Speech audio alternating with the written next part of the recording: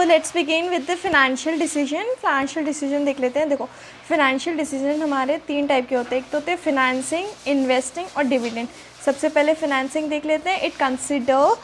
It consider with procurement of funds and analyse various sources of which such funds can be produce. मतलब कि कितना finance हमें कहाँ पे देना है और कितना फिनेंस हमें कहाँ पे रखना है। Everything comes in financing decision. पैसे का मतलब एक टाइप से distribution are coming in this, ठीक है।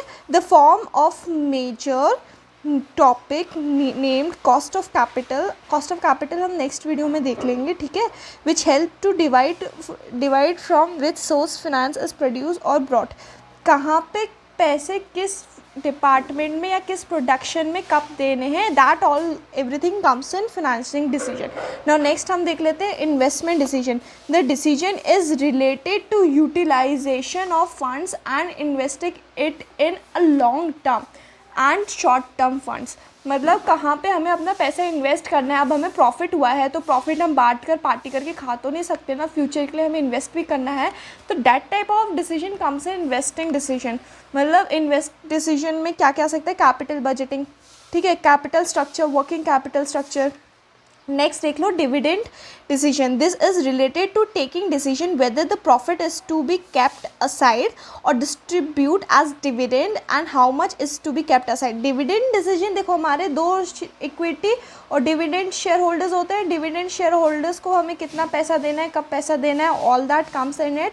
एंड हमें ये डिसाइड करना है कि जो प्रॉफिट आया उसको हमें कहाँ इन्वेस्ट करना है, कितना अपने मतलब एम्प्लॉयर्स में, टीम में बांटना है, कितना हमें अपने इक्विटी शेयर होल्डर्स वगैरह को देना है। क्यों? क्योंकि अगर हम उन लोग को पैसे नहीं देंगे तो नेक्स्ट टाइम से कोई आपकी कंपनी में इन्वेस्ट नहीं करेगा।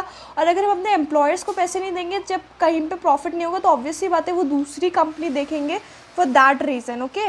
तो इसमें देख लो how much profit is distributed to share holders. पहली बात तो ये ध्यान रखी जाएगी। दूसरी, how much profit should be kept as a retained earning, ठीक है। अब ऑर्गेनाइजेशन ऑफ फाइनेंशियल फंक्शन का मतलब एक तरफ से स्ट्रक्चर टाइप का ये सबसे ऊपर होते हैं शेयर होल्डर्स, फिर उनके नीचे आते हैं बोर्ड्स ऑफ डायरेक्टर जिनने कंपनी स्टैब्लिश वगैरह की है वो।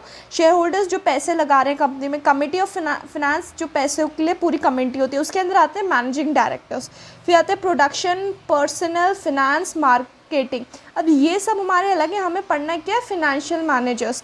फिनेंशियल मैनेजर के अंदर एक आता है ट्रेजर और एक आता है फिनेंशियल कंट्रोलर।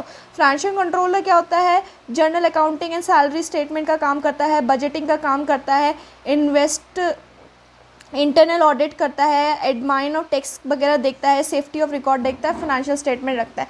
ट्रेजर क्या करता है, बैंक ट्रांजैक्शन देखता है, कैश का मैनेजमेंट करता है, क्रेडिट का, पेंशन का, इन सब का मैनेजमेंट करता है, डिविडेंड डिस्ट्रीब्यूट करता है, रिसिप्ट ऑफ फिनेंस देखता है, प्लानिंग ऑफ फिनेंस देखता है। Importance of financial management. Why it is important? I am having 18 point of it. You can easily took the 7 or a 10 or whatsoever you want. सबसे पहले तो basic of success of enterprise, optimum accumulation of utilization of resources, central focal point of decision making, measurement of performance and efficiency, basic of planning and coordination and control, national improvement मतलब अगर हमारी company अच्छे से काम करेगी, tax वगैरह भेजेंगे तो ऑब्वियसली बात है कंट्री इकोनॉमी ऊपर जाएगी। यूज़फुल फॉर बिजनेस मैनेजर, ठीक है, useful for investor, useful for financial institute, useful for other, maintaining enough supply of fund for the organization, optimum and efficient use of fund, formulization, capital structure, finance control, provide economic stability, help us in improvement profitability और assets वगैरह ये सब देखना। अब limitation क्या होती है, देखो it is difficult to know that the financial effect is a various managerial decision. बहुत मैनेजरल डिसीजन लेने पड़ते हैं, सब कुछ इन्हीं पर रहता है। अगर ये कुछ गलती करते हैं तो हमारे बाकी सब में प्रॉब्लम हो सकती है ना। फिनेंशियल रिकॉर्ड बेस्ड रहता है, नॉलेज रिलेटेड सब्जेक्ट है। अगर किसी को थोड़ा सा कम नॉलेज होगा तो he won't be able to operate, objectives बहुत कम रहते हैं, स्टिल अ डेवलपिंग सब्जेक्ट होता है, एक्सपेंसिव्स होते हैं, टाइम कंज्यूमिंग होते हैं। कॉस्ट कैपिटल नेक्स्ट वीडियो में देख लेंगे। Don't forget to like share and subscribe. Thank you.